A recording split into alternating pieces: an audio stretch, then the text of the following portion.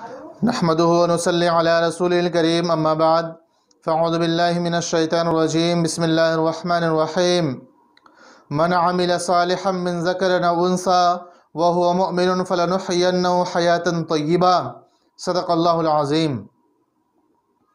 السلام علیکم ناظرین، آج میں آپ کے سامنے اسلام میں عورت کا مقام کے عنوان پر چند باتیں عرض کروں گا۔ زمانے جاہلیت میں عورت کا کیا مقام تھا، اس کے حقوق کی کیسی پامالی ہوتی تھی اور اس کی پیدائش کو کتنا عار سمجھا جاتا تھا، قرآن کریم نے واضح طور پہ اس کا نقشہ کھینچا ہے۔ وَإِذَا بُشِّرَ أَحَدُهُم بِالْأُنثَىٰ ظَلَّ وَجْهُهُ مُسْوَدًّا وَهُوَ كَظِيمٌ وَيَتَوَارَىٰ مِنَ الْقَوْمِ مِنْ سُوءِ مَا بُشِّرَ بِهِ وَيُمْسِكُهُ عَلَىٰ هُونٍ لَّمْ يَدُسُّهُ فِي التُّرَابِ، کہ جب کسی کے گھر میں کسی لڑکی کی پیدائش کی خوشخبری سنائی جاتی تو اس کا چہرہ مارے غم و غصے کے سیاہ ہو جاتا تھا۔ وَيُمْسِكُهُ عَلَىٰ هُونٍ، چاہے تو اس ذلت کو برداشت کرتے ہوئے اس بچی کو زندہ رکھے، ام یدسُّ فی التراب، یا اس کو زندہ درگور کر دے۔ پیدائش کے وقت یہ عالم تھا کہ بچیوں کو زندہ دفن کیا جاتا تھا۔ اسی طرح آج ہمارے ترقی یافتہ زمانے میں بچیوں کو پیدا ہونے سے پہلے ہی ماں کے پیٹ ہی میں اس کو ضائع کر دیا جاتا ہے، اس کو آنکھیں کھولنے کی نوبت ہی نہیں آتی۔ جب رسول اللہ صلی اللہ علیہ وسلم کی آمد ہوئی تو آپ نے یہ پیغام سنایا کہ من عمل صالحا من ذکر او انثیٰ، کہ مرد و عورت میں سے کوئی بھی اگر نیک کام کرے گا اور اس حال میں کو مومن ہو تو ہم اس کو پاکیزہ زندگی عطا فرمائیں گے۔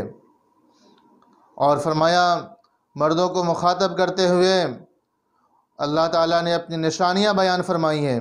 وَمِنْ آيَاتِهِ أَنْ خَلَقَ لَكُم مِّنْ أَنفُسِكُمْ أَزْوَاجًا لِتَسْكُنُوا إِلَيْهَا وَجَعَلَ بَيْنَكُم مَّوَدَّةً وَرَحْمَةً، کہ اللہ کی عظیم نشانیوں میں سے یہ ہے کہ اس نے تمہارے لیے تمہارے ہی نفس سے تمہارے جوڑے بنائے تاکہ تم اس سے سکون حاصل کرو، اور تمہارے درمیان اس کے لیے محبت، باعث محبت اور رحمت بنایا۔ یہ اسلام نے ان کو مقام عطا فرمایا۔ جس ملک کے اندر بھی اور جو بھی مغربی ممالک ہو یا مشرقی ممالک ہو، جہاں بھی بے پردگی عام ہوئی ہے اور اس کے حقوق سلب کیے گئے ہیں تو اس کے بڑے ہی خطرناک نتائج پیدا ہوئے ہیں۔ خاص طور سے سویڈن میں جو بے پردگی عام ہے، اس کے دو بڑے مضر اثرات رونما ہوئے کہ وہاں اتنی آزادی کے باوجود 70% طلاق کی شرح ہے۔ جو جتنا زیادہ آزاد ہے اتنا زیادہ پریشان ہے۔ دنیا میں سب سے زیادہ خودکشی کے واقعات اسی ملک میں رونما ہوئے ہیں۔ اللہ تعالیٰ نے، اللہ کے رسول نے عورت کو گھر کا ملکہ بنایا ہے، گھر کی وہ بادشاہ ہے، وہ ملکہ ہے، اس کو حقوق ملنے چاہیے۔ تو لہٰذا عورتوں کو جو مقام اللہ کے رسول نے فرمایا کہ جس کے گھر میں بچی کی پیدائش ہوئی وہ باعث رحمت ہے، اور پیدائش کے بعد اس بچی کی پرورش کی، پرداخت کی، اس کی اچھی تربیت کی، چاہے 2 بچی ہو یا 3 بچی ہو یا کسی کی 2 بہنیں ہوں، اور اس کی پرورش کی اور اس کی اچھی نگہبانی کی، تو قیامت کے دن وہ شخص رسول اللہ صلی اللہ علیہ وسلم سے سب سے زیادہ قریب ہوگا۔ آپ صلی اللہ علیہ وسلم نے اپنے دونوں انگلیوں کو اشارہ کر کے فرمایا کہ میرے ساتھ اس طرح قریب ہوں گے۔ حدیث میں آیا کہ اگر کوئی کنواری لڑکی مر جاتی ہے تو اس کو شہیدوں کے قطار میں اٹھایا جائے گا، یعنی شہداء کا درجہ اسے عطا فرمایا۔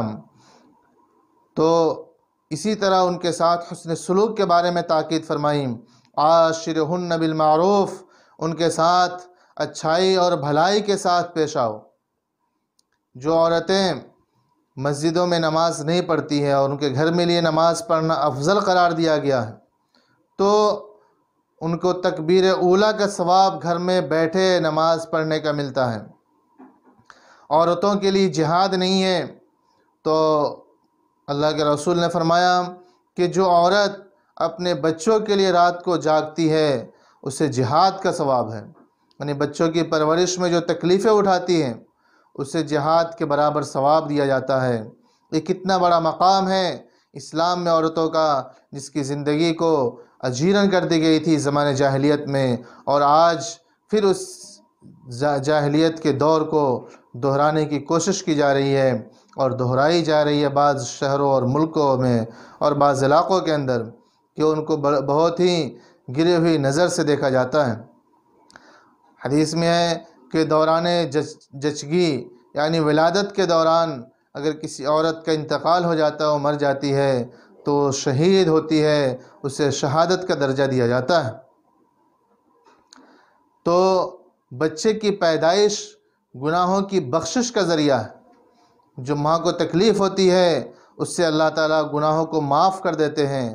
لہٰذا ہمیں چاہیے کہ اسلام میں جو مقام دیا گیا ہے عورتوں کا ان کو بتائیں، اور ہم خود عمل پیرا ہوں کہ ہم ان کے ساتھ ایسا سلوک کریں، ویوہار کریں کہ وہ دوسرے خواتین دوسرے مذاہب سے ممتاز نظر آئے۔